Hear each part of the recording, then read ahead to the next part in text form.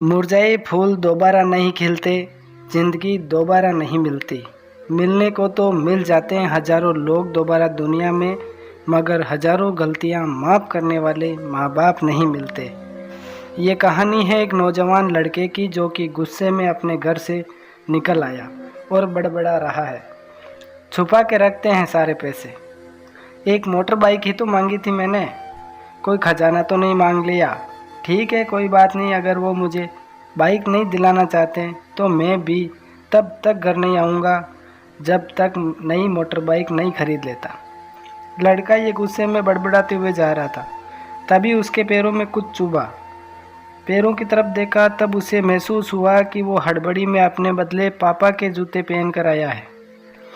पैरों में क्या चुभ रहा है, ये देखने के लिए उसने जूते चेक किए तो उसने पाया कि जूते में एक छोटी सी कील उभर आई है जो बार बार उसे चुभकर घाव बनाने की कोशिश कर रही है। गुस्से में वो फिर बड़बड़ाया, मैं ठीक ही सोचता हूँ, मेरे पिता सच में बहुत कंजूस है।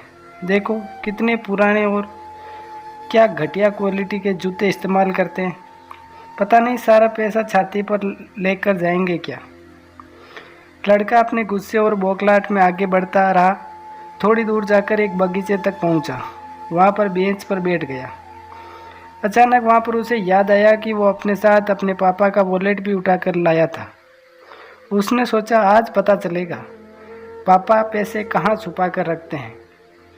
उसने अपने पापा का वॉलेट अपनी जेब से निकाला जो बहुत पुराना और फटा हुआ था। ये वही वॉलेट था जो पापा घर में किसी को छूने भी नहीं देते थे।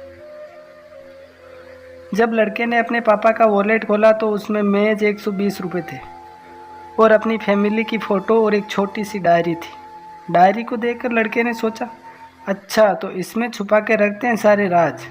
इसी में लिखा होगा कि किससे कितने पैसे लेने हैं या किसको कितने पैसे दिए हैं। अब पता चलेगा कि पापा ने कहाँ कहाँ पैसे इन्वेस्ट कर रखे हैं। ऐसा सोचकर लड़के ने जब उस छोटी सी डायरी का पहला पन्ना खोला तो उसमें लिखा था 40,000 रुपये बेटे की पढ़ाई के लिए उधार। लड़का ये देखकर शौक हो गया। उसने फिर दूसरा पन्ना खोला जिसमें लिखा था 50,000 रुपये उधार, नया लैपटॉप बेटे के लिए। ये वही लैपटॉप था जो पापा ने 2 साल पहले ही अपने बेटे को दिया था क्योंकि वे कॉलेज जाने लगा था।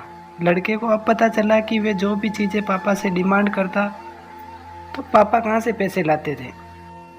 डायरी के इन 2 पन्नों ने ही लड़के का गुस्सा पूरी तरह से शांत कर दिया और उसके मन को पश्चाताप से भर दिया। लड़का एक एक करके डायरी के पन्ने पलटता रहा और उसकी आंखों से आंसुओं की धार बहने लगी जो हर पन्ना पलटने के बाद बढ़ती ही गई। उसे पता चलता गया कि पापा ने अपनी फैमिली की ज़रूरतों को पूरा करने के लिए किस किस से कितना उधार लिया है। पन्ना पलटते पलटते लड़का पिछले दिन की डेट तक पहुंचा। पिछले दिन की तारीख वाले पन्ने पे लिखा था 50,000 बेटे की बाइक के लिए। इस पन्ने को पढ़ते ही बेटे को लगने लगा कि वो इस दुनिया का सबसे खराब बेटा है। लड़के ने जब डायरी का आखिरी पन्ना खोला तो उसमें लिखा था अच्छे जूते खरीदने हैं। हालांकि ये लाइन बेटे को समझ में नहीं आई, लेकिन वह अब जल्द से जल्द अपने पापा से मिलना चाहता था। इसलिए वह बेंच से उठा और अपने घर की ओर तेजी से चलने लगा।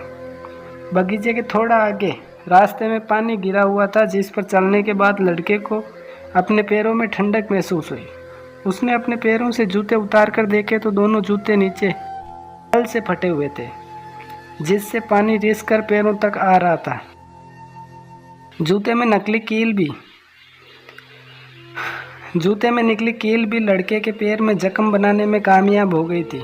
अब बेटे को माँ की बात याद आई जब पापा से वे कहा करती थी, अब तो नए जूते ले लो, कितने पुराने हो गए हैं। और पापा ये कहकर टाल दिया करते थे कि अभी तो लिए हैं, कुछ साल और चल जाएंगे। बेटे ने दोनों जूते उतार कर फेंक दिए और फूट फूट कर रोने लगा। लड़का बड़ी तेजी से अपने घर की तरफ दौड़ा। न जाने उसमें इतनी ताकत कहाँ से आ गई कि रास्ता बहुत लंबा होने के बावजूद वे थोड़ा भी नहीं थका। सीधा अपने घर ही जाकर रुका। घर जाकर उसे पता चला कि पापा घर पर नहीं है, मगर उसे पता था कि पापा कहाँ मिलेंगे।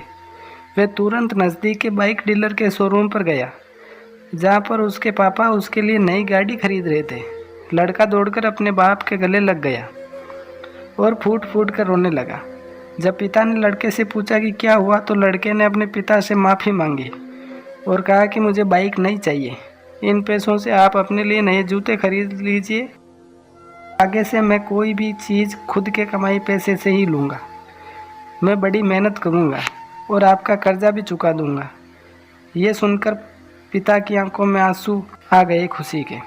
दोस्तों, बड़े खुश नसीब होते हैं वो लोग जिनके माँ बाप होते हैं, लेकिन अक्सर हम माँ बाप की मजबूरियाँ नहीं समझा करते। आशा करता हूँ ये कहानी जानने के बाद आप लोग माँ बाप द्वारा इनकार की गई बातों की गहराई को समझने की कोशिश करोगे।